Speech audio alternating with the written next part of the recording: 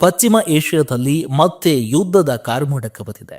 ನಮ್ಮನ್ನ ಕೆಣಕಿದ್ರೆ ನಾವು ಸುಮ್ಮನೆ ಬಿಡೋದಿಲ್ಲ ಅಂತ ಪಣ ತೊಟ್ಟಿರೋ ಇಸ್ರೇಲ್ ರೈಸ್ ಆಫ್ ಲಯನ್ ಹೆಸರಿನಲ್ಲಿ ಇರಾನ್ ಮೇಲೆ ಭೀಕರ ದಾಳಿ ಮಾಡಿದೆ. ಇದಕ್ಕೆ ಪ್ರತಿಯಾಗಿ ಇರಾನ್ ಕೂಡ ಡ್ರೋನ್ ದಾಳಿ ನಡೆಸಿದ್ದು ಇಸ್ರೇಲ್ ಮತ್ತು ಇರಾನ್ ನಡುವೆ ಬಿಕ್ಕಟ್ಟು ತೀವ್ರಗೊಂಡಿದೆ. ಹಾಗಾದ್ರೆ ಇಸ್ರೇಲ್ ಹಾಗೂ ಇರಾನ್ ನಡುವೆ ಯಾಕೆ ಯುದ್ಧ ಆಗ್ತಾ ಇದೆ? ಇಸ್ರೇಲ್ ದಾಳಿ ಮಾಡೋದಕ್ಕೆ ಕಾರಣ ಏನು? ಬನ್ನಿ ತಿಳಿಯೋಣ.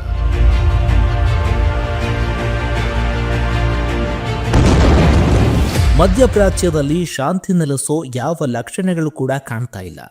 ಇವತ್ತು ಸುಮ್ಮನಾಗ್ತಾರೆ, ನಾಳೆ ಸುಮ್ಮನಾಗ್ತಾರೆ ಅಂತ ಹಲವು ದೇಶಗಳು ಕಾದರೂ ಪ್ರಯೋಜನವಾಗಿಲ್ಲ. ಬದಲಾಗಿ ಇಸ್ರೇಲ್ ಮತ್ತು ಇರಾನ್ ನಡುವೆ ಬಿಕ್ಕಟ್ಟು ಮತ್ತಷ್ಟು ಬಿಗಡಾಯಿಸ್ತಾ ಇದ್ದು ಉಭಯ ದೇಶಗಳ ಮಧ್ಯೆ ದಾಳಿ ಪ್ರತಿದಾಳಿ ನಡೀತಾನೇ ಇದೆ. ಭಾರತದ ಆಪರೇಷನ್ ಸಿಂಧೂರದ ರೀತಿ ಇಸ್ರೇಲ್ ಆಪರೇಷನ್ ರೈಸಿಂಗ್ ಲಯನ್ಸ್ ಅಂತ ಹೆಸರಿಟ್ಟು ಡಜನ್ ಗಟ್ಟಲೆ ಜೆಟ್ಗಳನ್ನು ಕಳುಹಿಸಿ ಇರಾನಿನ ಪರಮಾಣು ಸ್ಥಾವರಗಳ ಮೇಲೆ, ಮಿಲಿಟರಿ ನೆಲೆಗಳ ಮೇಲೆ ಭೀಕರ ದಾಳಿ ನಡೆಸಿದೆ.